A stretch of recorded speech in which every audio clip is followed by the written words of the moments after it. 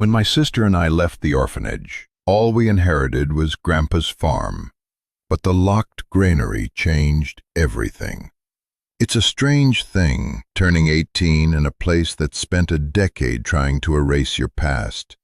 You don't feel older, just untethered. For me, Leo, and my sister Mia, who was a year younger, my 18th birthday wasn't a celebration. It was an eviction notice with a cake. If you've ever felt that kind of countdown, that sense that the world is about to ask you for rent and you don't even know the address, then you know what I'm talking about. Hit that subscribe button, because this is a story for anyone who's ever had to build a home out of wreckage. The day I left St. Jude's Home for Children was gray and damp, the kind of November morning where the sky is just a low, wet blanket. The air tasted of diesel fumes from the street and the institutional bleach they used on the floors. I stood in the office of Ms. Albright, the head administrator, a woman whose smile never quite reached her eyes.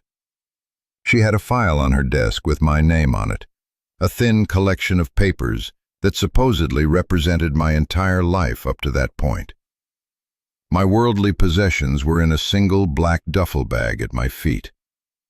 "Well, Leo," she said, closing the file with a soft thud. "You're a man now, in the eyes of the state." She slid a brown envelope across the polished desk. It was painfully thin. "This is the final disbursement from your parents' estate, after all outstanding institutional costs have been settled. It's not much, I'm afraid." I didn't reach for it. I just looked at her. "And Mia?" Ms. Albright's professional calm flickered for a second. "Mia has another year. She'll remain in our care. You understand, you have no legal guardianship." "She's my sister." "And she will be well cared for," she said, her voice turning crisp. "The envelope, Leo. There's also a letter from a law firm regarding your grandfather's property. It seems you and your sister are the sole beneficiaries." This was the first I'd heard of it. Our parents died in a car crash when I was 8 and Mia was 7. We remembered our grandfather, a quiet, weathered man who smelled of soil and sawdust, but only in flashes. He'd visited us a few times in the early days at St. Jude's, his presence a comforting, solid silence in the noisy chaos of the home. Then, one day, he just stopped coming. We were told he'd passed away. The system had absorbed us completely after that. I picked up the envelope. Inside was a check for $112 and a single, folded letter on heavy, cream-colored paper. The letterhead read, "Davies and Finch, Attorneys at Law." It requested my presence at their office to discuss the estate of one Arthur Vance, my grandfather. "What property?" I asked, my voice sounding hollow in the quiet office. "A farm, I believe," Ms. Albright said, already opening a new file, my file already forgotten. "Somewhere upstate. The lawyer will have the details. Good luck, Leo." And that was it. 10 years, reduced to a handshake I didn't take and a door clicking shut behind me. I walked out the imposing oak doors of St. Jude's, the place I'd learned to call home only because I had no other choice, and stood on the wet pavement. The $112 felt like a joke. It wouldn't last a week in the city. The letter, however, felt heavy. It felt like a key or a stone. I didn't know which. I had a bus ticket to a shelter and a sister still locked inside the only world we'd ever known, the farm. It was a ghost of a word, a place I couldn't even picture, but it was the only thing I had. The law office of Davies and Finch was in a part of the city I'd never seen, where the buildings were made of granite and glass, and the people moved with a purpose I couldn't comprehend. Mr. Davies was an older man, probably in his late 60s, with kind eyes and a weary slump to his shoulders, as if he'd spent a lifetime listening to other people's troubles. He didn't look like a lawyer from the movies. He looked like someone's grandpa. He shook my hand, his grip surprisingly firm. "Leo, I'm Robert Davies. I knew your grandfather. Not well, but I handled some of his affairs toward the end. Please, sit." The chair was leather, and it sighed as I sat down. I felt small and out of place. My worn jeans and thin jacket, a stark contrast to the polished wood and rows of leather-bound books. "Your grandfather, Arthur, passed away 2 years ago," Mr. Davies began, folding his hands on the desk. "His will was very simple. Everything he owned, which consists of the family farm in Northwood, passes to you and your sister Mia, to be held in trust until you both come of age." He paused, and I saw a flicker of something in his eyes. Pity, maybe. "Leo, I need to be frank with you. The farm is not in good shape. Your grandfather fell on hard times after your parents passed. He took out several loans against the property. There is a significant amount of debt attached to the land. Back taxes, a mortgage that's in arrears. It's substantial." He pushed a file across the desk, a much thicker one than Ms. Albright's.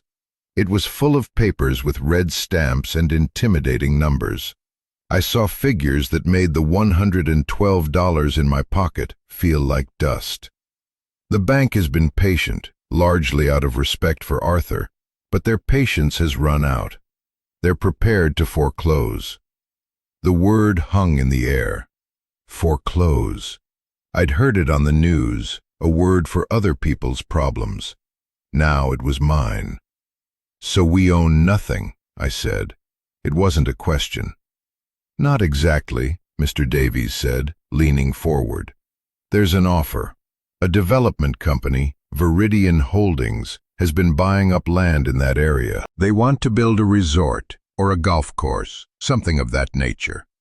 They made an offer on your grandfather's property shortly before he died. He refused it. But the offer still stands. It's enough to clear all the debt, pay the back taxes, and leave you and your sister with a small but not insignificant sum of money. About $50,000 each, after all is said and done." $50,000. The number was so large it was abstract. It was a lifeline. It was a new start. It was a way to get Mia out of St. Jude's the second she turned 18 and never look back. "Why did he refuse it?" I asked. Mr. Davies sighed. "Arthur was a stubborn man. He loved that farm. It had been in your family for generations. He couldn't bear to part with it, even when it was sinking him." He slid a small, heavy key ring across the desk. There were 2 keys on it. A large, old-fashioned brass one for the house, and a smaller, rust-pitted one for the truck in the barn, which he warned probably hadn't run in years. "The choice is yours, Leo. You can sign the papers, take the money, and start a new life. Or you can take these keys and inherit a mountain of debt." He looked at me, his gaze steady. "There's one other thing Arthur mentioned, a bit of an oddity. He said the granary was locked up tight and that the key was lost years ago. He told the Viridian surveyors they couldn't access it. It's probably nothing, just an old building full of rotting grain, but it's technically part of the property." A locked granary. It was a strange detail to mention. I took the keys. Their weight was real, solid in my palm. The money was just a number on a piece of paper. The farm, the debt, the locked building. It was a history. It was ours. "I need to see it first," I said. Miss Davies nodded slowly, a faint, sad smile on his lips. "I thought you might say that. Your grandfather would have too." The bus ride upstate was a journey through a world I barely knew existed. The city's gray concrete and angry traffic slowly gave way to sprawling suburbs, then to smaller towns, and finally to wide-open spaces. The landscape unfurled outside the grimy window, a patchwork of brown and gold fields under that same relentless gray sky. For 10 years, my world had been walls, fences, and the shrill sound of a bell telling me where to be and when. Out here, the silence was so vast it felt like a presence. It was terrifying. It was beautiful. I thought about Mia. Before I left, I'd managed to see her for 5 minutes in the common room. I'd told her about the farm, the debt, the offer. I saw the hope in her eyes when I mentioned the money. A real future. An apartment of our own, jobs, a life where we weren't wards of the state. "Just sell it, Leo," she'd whispered, grabbing my arm. "Take the money. Don't be a hero. We've had enough of losing." Her words echoed in my head as the bus rumbled on. She was right. We deserved something easy for once, a clean break. But something in me, some stubborn piece of my grandfather I didn't know I had, needed to see it. I needed to stand on the land that was supposed to be ours before I signed it away. The bus dropped me off in Northwood, a town that was little more than a main street with a diner, a post office, and a hardware store. The air was different here. It smelled of damp earth, wood smoke, and pine. It was cold and clean. I asked the man at the general store for a ride to the Vance farm. He was old, with a face like a wrinkled apple, and he looked at me with a strange mix of curiosity and pity. "You must be Arthur's boy," he said, though he meant grandson. "Heard you were coming. The whole town has." He drove me in his rattling pickup truck, the 5 miles out of town feeling like 100. We passed other farms with neat fences and sturdy-looking barns. Then he slowed down and pointed. "That's it. End of the line." The Vance farm looked forgotten.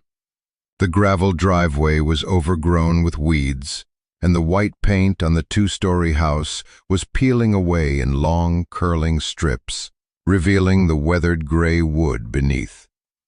The porch roof sagged on one side, and a couple of windows on the second floor were boarded up. To the right stood a large red barn, its doors hanging slightly askew, and beyond it, set apart from the other buildings, was the granary. It was a tall, cylindrical structure made of corrugated steel, rusted to a deep, angry orange. It looked like a fortress, a silent, locked sentinel guarding a field of dead corn stalks. The old man dropped me off at the end of the drive. "Good luck, son," he said, and it sounded like he meant. I walked up the drive, my boots crunching on the gravel. The silence was absolute, broken only by the wind whistling through the eaves of the house. I used the big brass key on the front door. The lock was stiff, but it turned with a loud, grating groan. The door swung inward, opening into a world of dust and memory. The air inside was stale and cold, thick with the smell of old wood, dust, and something else, something faintly sweet and sad, like dried flowers. Dust motes danced in the pale light filtering through the grimy windows. The furniture was still there, draped in white sheets like a congregation of ghosts. A grandfather clock stood silent in the corner, its hands frozen at 3:30. I walked through the downstairs rooms, my footsteps echoing in the stillness. The living room, with a stone fireplace full of old ashes. The kitchen, with its faded linoleum floor and a calendar on the wall, still turned to a month 2 years past. Everything was neat, tidy, but utterly abandoned.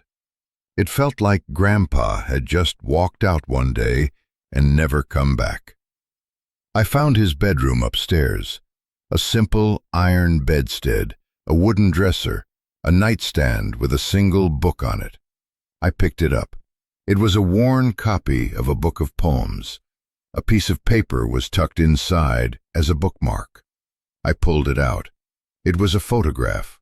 A young man and woman, smiling, squinting in the sun, with a little boy perched on the man's shoulders. My parents and me. I'd never seen the picture before. My throat tightened. Behind them, in the background, was the farm. The house looked new, the paint fresh and white. The fields were green and full of life. I spent the rest of the day just being there. I explored the barn, which was filled with rusting tools and the sweet smell of old hay. I looked at the truck, a faded blue Ford that looked like it had given up the ghost a long time ago. And I kept coming back to the granary. I walked around it, running my hand over the cold, rough metal.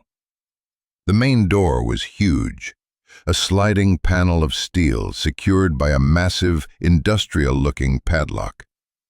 It was the kind of lock you'd see on a shipping container, thick and hardened. There was no way to break it. I checked the smaller access hatches near the top and bottom. All sealed, all locked from the inside. Mr. Davies was right. It was locked up tight. Why?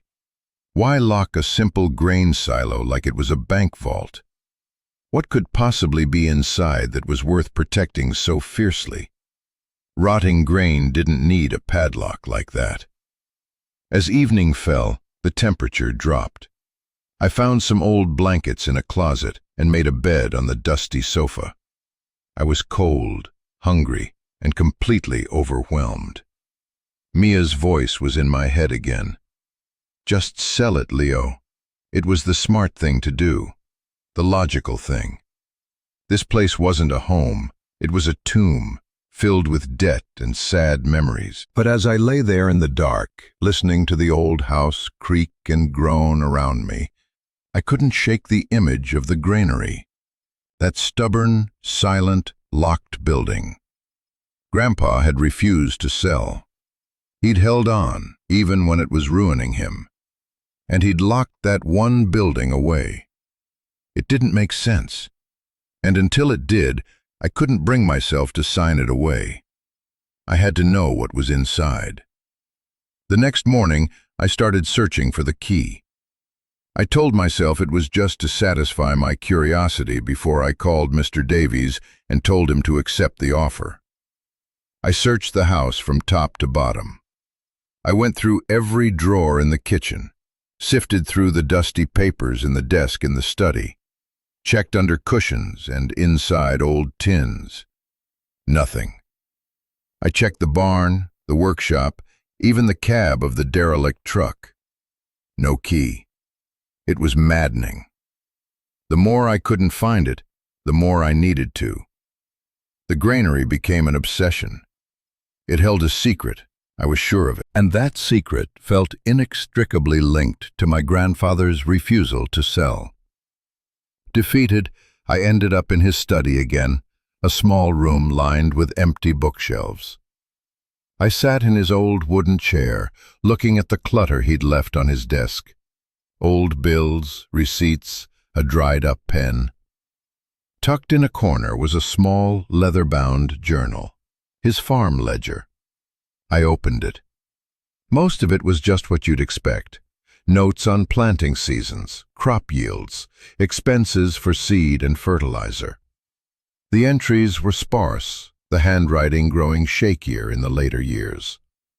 But then I found the last entry, dated just a week before he died. It wasn't about the farm. It was just 3 words. Attic for Leo. My heart hammered in my chest.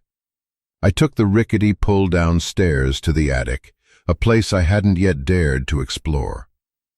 The air up there was thick and hot, smelling of ancient dust and sun-baked wood. The space was filled with the usual detritus of a long life.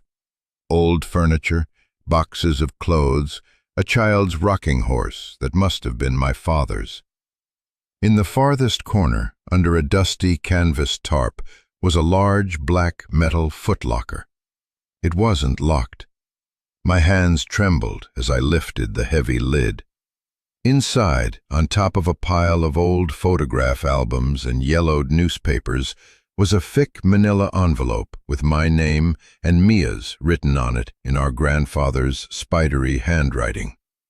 My breath caught in my throat. I sat down on the dusty floorboards and carefully opened the envelope. Inside was a stack of letters, bound together with a piece of twine. The first one was on top, a single sheet of paper. I unfolded it. The letter began, "My dear Leo and Mia, if you are reading this, it means I am gone, and the world has finally caught up with you. I am so sorry for everything." I continued to read, my world tilting on its axis with every word. He wrote about my parents. He wrote about the accident. It happened on a county road not far from the farm.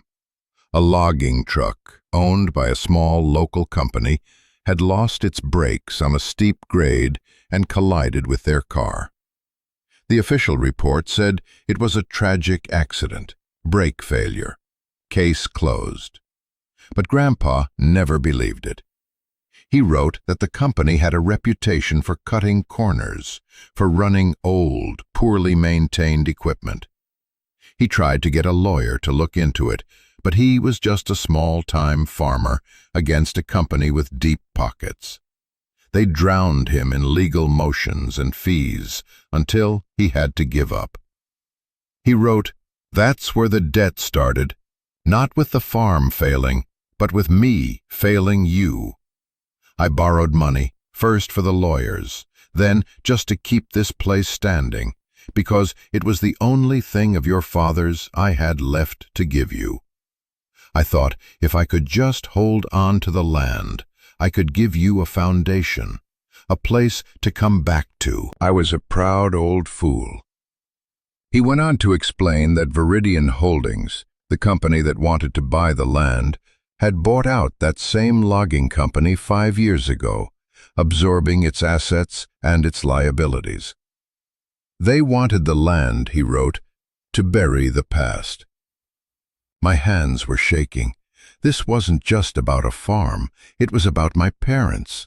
It was about a fight my grandfather had lost. The letter ended with a final, cryptic paragraph. "Everything you need to understand is in the granary. The story isn't in this house with its sad memories.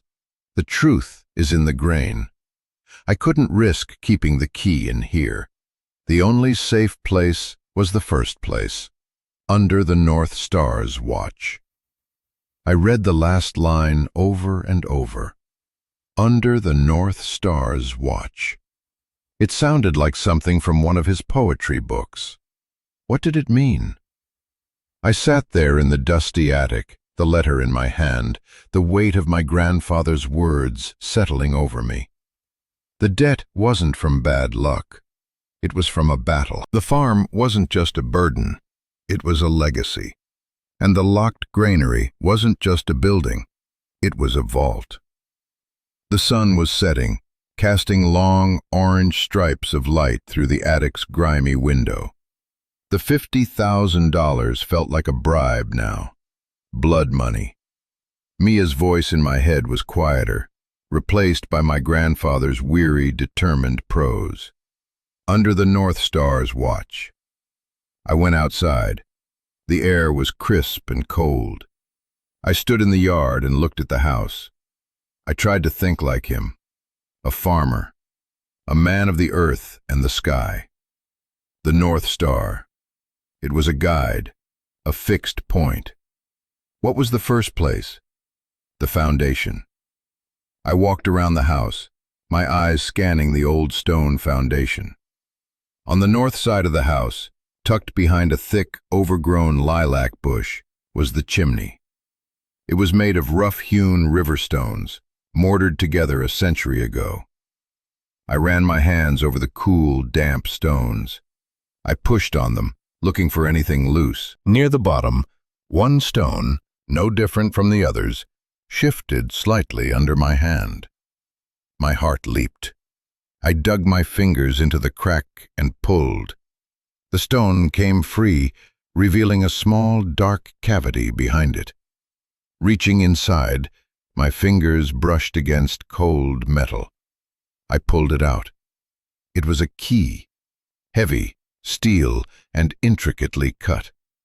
It was a modern key, not an old-fashioned brass one. It looked like it belonged to a safe or a vault. It had to be for the granary.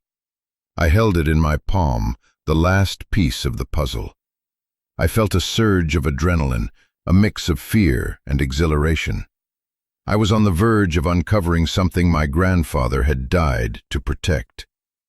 I have to pause here for a second, because this is the kind of moment where everything changes. You're standing on a precipice, and you have a choice. You can step back, call the lawyer, take the easy money, and live the rest of your life wondering. Or you can step forward into the dark, not knowing what you'll find. A lot of you watching this have probably faced a moment like that in your own life. A moment where the easy path and the right path are two very different roads. If this is resonating with you, if you've ever had to make that kind of choice, let me know in the comments. Your story matters. This community is for people who understand that the hardest choices are the ones that define us. Now, let's get back to the farm. I walked toward the granary, the heavy key clutched in my hand. The moon was rising, casting a pale, silvery light over the rusted metal silo. It looked even more imposing in the dark.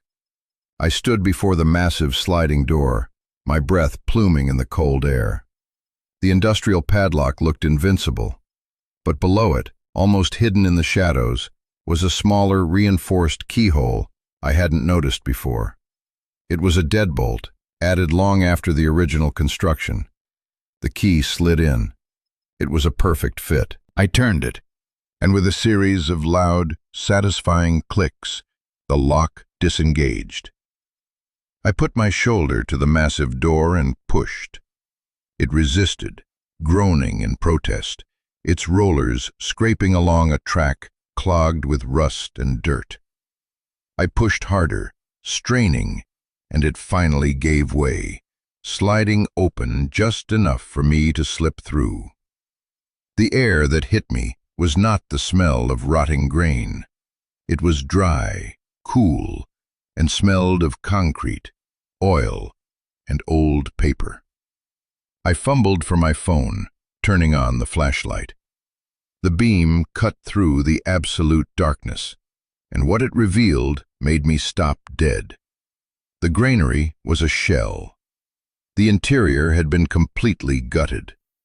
In the center of the vast, circular space, someone had built a room.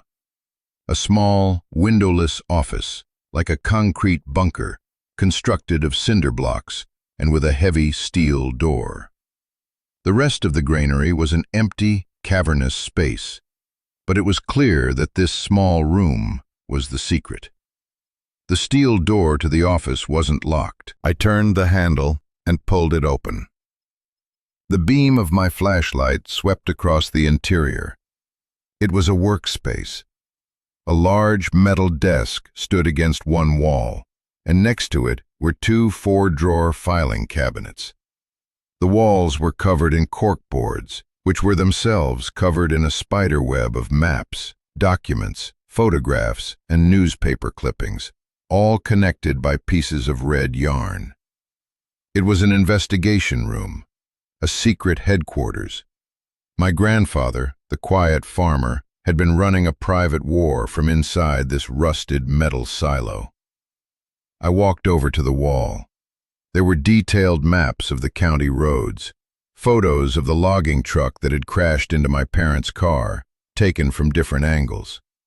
There were financial documents, shipping manifests, and maintenance logs for the logging company, many of them with sections highlighted and annotated in my grandfather's handwriting. He was looking for a pattern, a history of negligence.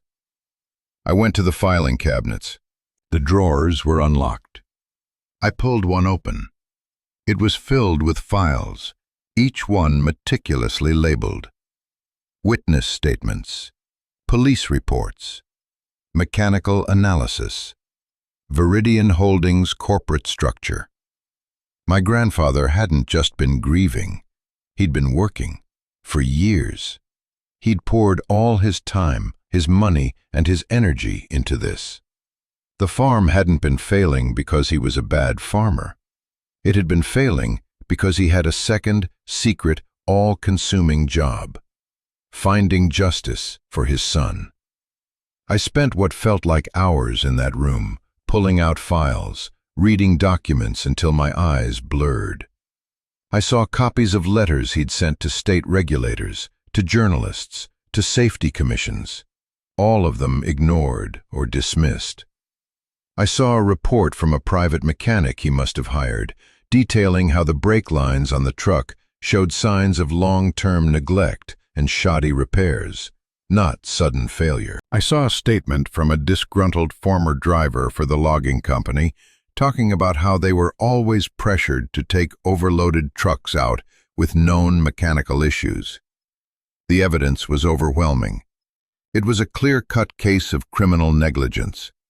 But it was one man's word, one farmer's grief against a corporation. Finally, on the desk, I found one last thing. A thick, sealed envelope, just like the one in the attic. This one had a single word on it: choice. My hands were numb with cold and shock as I opened it. Inside was another letter, and something else, wrapped in oilcloth. I unwrapped the object first. It was a small black audio recorder, the old kind that used microcassettes. A single tape was inside. I read the letter. "Leo," it began, "if you've made it this far, you're more like me than I ever knew. You have a stubborn streak. Good. You're going to need it. By now you've seen what I've been doing. After your parents died, the grief was an ocean. I was drowning in it. But then the anger came, and it was a life raft. I knew in my bones that what happened wasn't an accident. So I started digging. I turned this old granary into my office, a place where no one would ever think to look. The debt on the farm, some of it is real, the taxes. But the mortgage, the biggest part, it's a lie. I didn't borrow from a bank. I borrowed from a friend, a retired private investigator who helped me with this case. He's the one who holds the paper on this farm. The foreclosure notices are a front, to make it look like I was just another farmer going under, so Viridian wouldn't get suspicious. My friend knows that if you or Mia inherit this place, the debt is to be forgiven. He gave me his word. You don't owe the bank a dime. Viridian Holdings doesn't just want this land for a golf course, son. They want it because this land is where the evidence is. They know I was looking into them. They've been sending their surveyors, their lawyers, trying to intimidate me for years. They think the proof is buried somewhere on the property. They're right. It's right where you're standing. This brings me to the tape recorder, the most important piece of evidence I ever found. The driver I mentioned in my files, the one who quit, he felt guilty. A year ago, he came to see me. He told me he'd overheard a conversation between the company owner and a foreman the day before the accident. They knew the brakes on that truck were shot. They sent it out anyway because they were behind on a contract. He was afraid to come forward officially, but he agreed to let me record his statement. His testimony is on this tape. It's the smoking gun. It proves they knowingly sent a dangerous vehicle onto the road. It proves your parents' death wasn't just negligence. It was manslaughter. So now you have a choice. It's the choice I couldn't make because I was too old and too tired to see the fight through. Choice 1. You destroy all of this. You burn the files. You erase the tape. You call Mr. Davies and you tell him to accept Viridian's offer. They'll pay off the fake debt, you'll get the money, and you and your sister can walk away. You can start a new life, free and clear. No one would blame you. God knows you both deserve some peace. Choice 2. You fight. You take this evidence to Mr. Davies. He's a good man. You can trust him. You use it to reopen the case. You take on Viridian Holdings. They will come after you with everything they have. They will try to bury you, just like they buried me. It will be a long, ugly, and expensive battle. You will likely spend every cent of that offer money, and more, on legal fees. You might lose, but you will be fighting for the truth. You will be fighting for your parents. I left you a farm, Leo, but what I really left you is this choice. It's the heaviest inheritance I can imagine. Whatever you decide, know that I loved you. I loved your father, and I am so sorry I left you to finish my work. Be strong, for you and for Mia. I sat down at the cold metal desk, the letter in my hand, the small tape recorder feeling like a bomb in my other. The silence of the granary was immense. He had given me an out, a way to have the life Mia wanted, the life we both dreamed of in the dorms at St. Jude's. A clean slate, $50,000 and no ghosts. All I had to do was let the bad guys win. I cried. I cried for the first time since I was 8 years old. I cried for my parents, who I barely remembered. I cried for my grandfather, who had died carrying this impossible burden alone. And I cried for myself and for Mia, because I knew there was no choice.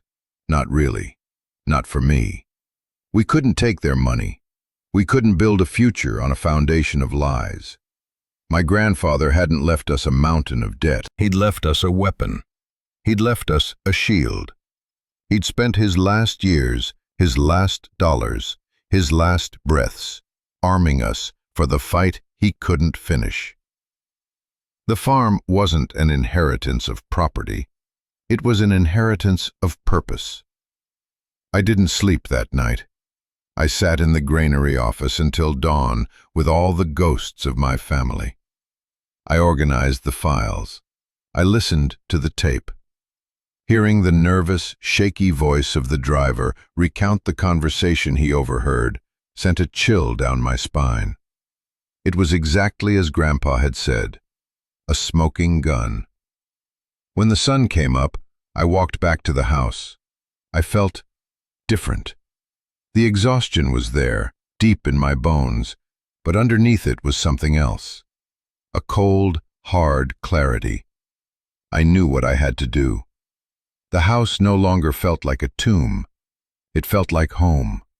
It felt like a place worth fighting for. I found the keys to the old Ford truck. I knew a little about engines from a shop class I'd taken. I spent the morning cleaning the spark plugs, checking the fluids, and siphoning some gas from an old tractor in the barn.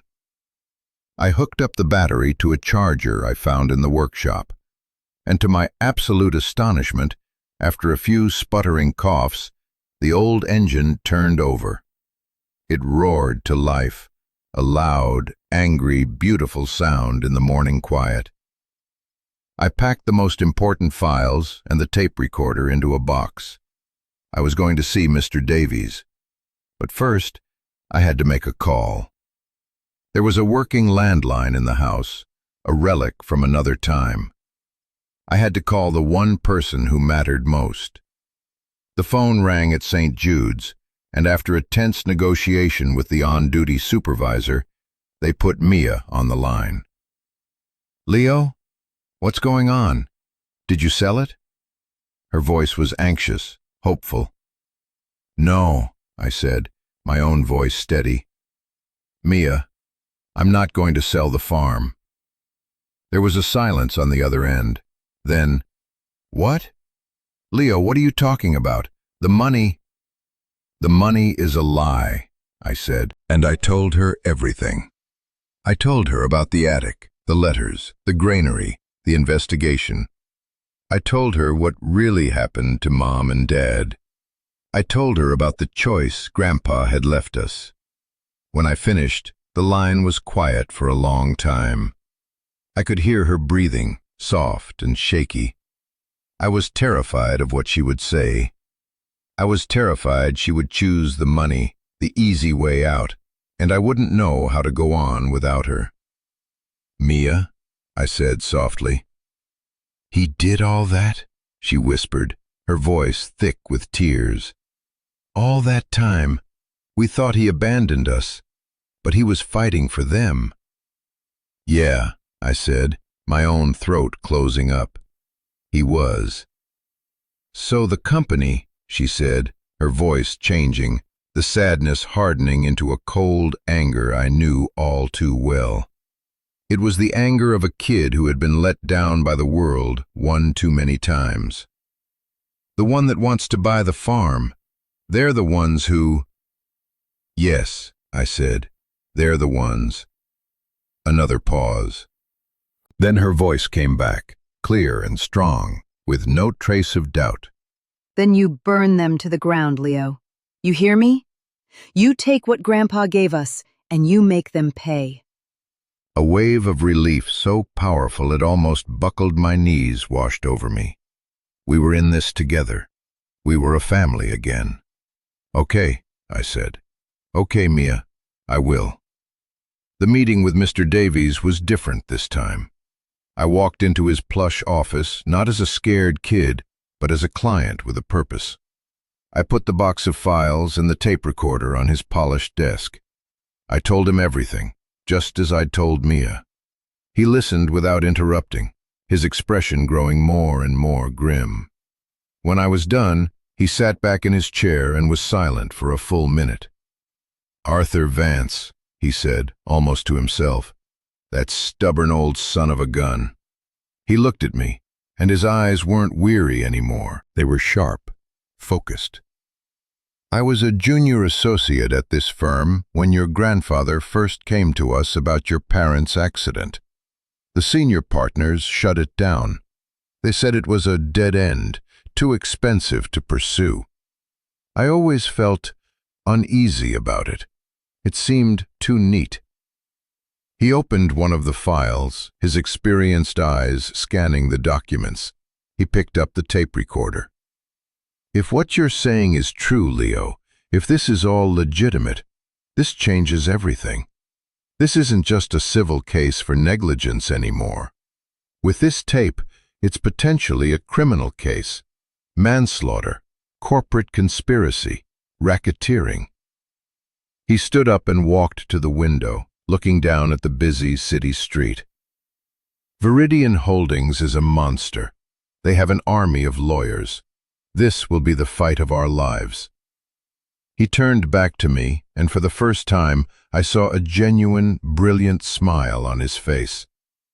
"I've been waiting for a fight like this my whole career. I'm in. Pro bono. We'll use their offer money as our war chest." The legal battle that followed was everything Grandpa and Mr. Davies warned it would be. It was long, it was ugly, and it was draining. Viridian threw everything they had at us. They tried to claim the evidence was inadmissible. They tried to discredit the driver who gave the statement. They tried to paint my grandfather as a crazy, grieving old man obsessed with conspiracy theories. But the evidence was too strong. The tape was undeniable. We didn't just sue them. We took the evidence to the district attorney. Criminal charges were filed. It became a huge local news story. The big corporation versus the two orphans fighting for their family's name. The community in Northwood, the same people who had watched my grandfather struggle, rallied around us. They remembered the accident. They remembered the logging company's shady reputation. Other people came forward with their own stories about Viridian's ruthless tactics. It took almost 2 years. 2 years of depositions, hearings, and court dates. During that time, Mia turned 18 and finally left St. Jude's. She came straight to the farm. The house was no longer empty and silent. We cleaned it, we aired it out, we started the slow process of bringing it back to life. We learned how to fix a sagging porch, how to patch a roof, how to till a field that had lain fallow for years. We weren't just fighting for the past anymore. We were building a future. In the end, Viridian settled. The settlement was massive, far more than their original insulting offer. The executives responsible for the cover-up faced prison time. It wasn't a perfect victory. Nothing could bring our parents back. Nothing could erase the years we'd lost in the system or the lonely fight our grandfather had endured. But it was justice. Today, the farm is a different place. The house is painted a fresh, clean white. The fields are planted again. The old Ford truck is still running, a testament to stubborn, reliable things that refuse to die. The granary stands as it always has, a silent, rusted monument. But we keep the office inside, just as Grandpa left it. It's a reminder, a war room that became a history lesson. We inherited a farm, but it was so much more than that. We inherited a choice. We inherited a responsibility to the truth. And in fighting for our family's past, we found our own future. We found a home, not just in the old house, but in the purpose he left for us, in the fight we finished together. This story, our story, is about what inheritance really means. It's not always about money or property. Sometimes, the most valuable thing you can be left is a reason to fight, a truth to defend, a second chance to get it right. And that's a legacy worth more than any parcel of land. Thank you for listening to our story. If it moved you, if it made you think about your own family, your own fights, your own inheritances, then please subscribe to the channel. This is a place where we share stories that matter, for a community of people who understand that life's biggest challenges are often its greatest gifts. Share your own story in the comments. I read every one. And never forget that you have the power to choose the harder right over the easier wrong. It's a choice that can change everything.